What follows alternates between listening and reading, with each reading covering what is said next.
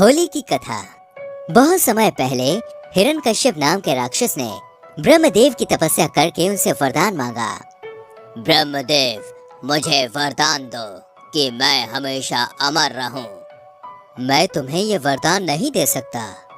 जब ब्रह्मदेव ने अमरता का वरदान देने से मना कर दिया तो हिरण्यकश्यप ने दूसरा वरदान मांगा। ब्रह्मदेव, मुझे वरदान दो कि मुझे संसार में रहने वाला कोई भी जीव जंतु, राक्षस, देवी देवता और मनुष्य मार ना पाए। साथ ही मैं ना दिन में मरूं और ना रात के समय, ना तो पृथ्वी पर और ना ही आकाश में, ना तो घर के अंदर और ना ही बाहर, ना ही शस्त्र से मरूं और ना ही अस्त्र से। हिरण्यकश्यप की तपस्या से ब्रह्मदेव खुश थे ही, इसलिए अमरता के एक वरदान के बदले उन्होंने ये सारे वरदान उसे दे दिए। इसे पाकर उसने हर जगह तबाही मचानी शुरू कर दी। उससे सिर्फ मनुष्य ही नहीं, देवता भी परेशान रहने लगे। वो अपनी शक्ति से दुर्बलों को सताने लगा। हिरण्यकश्यप से बचने के लिए लोगों को हिरण्यकश्यप की पूजा करनी पड़ती थी।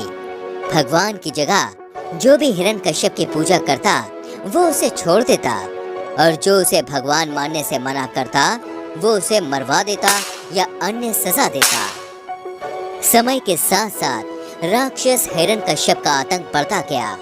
कुछ वक्त बीतने पर हिरण्यकश्यप के घर भगवान विष्णु के परम भक्त प्रहलाद का जन्म हुआ। हिरण्यकश्यप ने प्रहलाद को कई बार विष्णु की पूजा करने से मना किया और कहा, मैं ही भगवान हूँ, तुम मेरी आराधना करो। हर बार हिरण्यकश्यप की बात सुनकर प्रहलाद कहते, मेरे सिर्फ एक ही भगवान है और वो भगवान विष्णु है। प्रहलाद की बातें सुनकर हिरण्यकश्यप ने उन्हें मारने की कई कोशिश की, लेकिन वो सफल नहीं हो सका।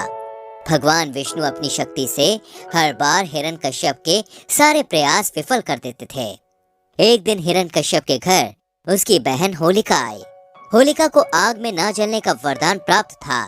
उसके पास एक कंबल था जिसे लपेटकर अगर वो आग में चली जाए तो आग उसे जला नहीं सकती थी। हिरण्यकश्यप को अपने बेटे से परेशान देखकर होलिका ने कहा, भैया, मैं अपनी गोद में प्रहलाद को लेकर आग में बैठ जाऊंगी, जिससे वह जल जाएगा और आपकी परेशानी खत्म हो जाएगी। हिरण्यकश्यप ने इस योजना के लिए हामी भर दी। उसके बाद होलिका अपनी गोद में प्रहलाद को बैठाकर आग पर बैठ गई। उसी वक्त भगवान की कृपा से होलिका का कमल प्रहलाद के ऊपर आ गया और होलिका जलकर खाक हो गई।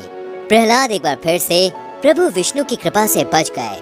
आग में जिस दिन होलिका जलकर भस्म हो गई थी, उसी दिन को आज तक होलिका दहन के नाम से जानते हैं। इसे बुराई पर अच्छाई की जीत के रूप में देखते हुए होलिका दहन के अगले दिन रंगों से होली खेली जाती है। दोस्तों, बुराई कितनी भी ताकतवर हो, लेकिन एक दिन अच्छाई की ही जीत होती है। इसी वजह से हमेशा बुराई का मार्ग छोड़कर अच्छाई का मार्ग ही अपनाना चाहिए। हर हर महादेव।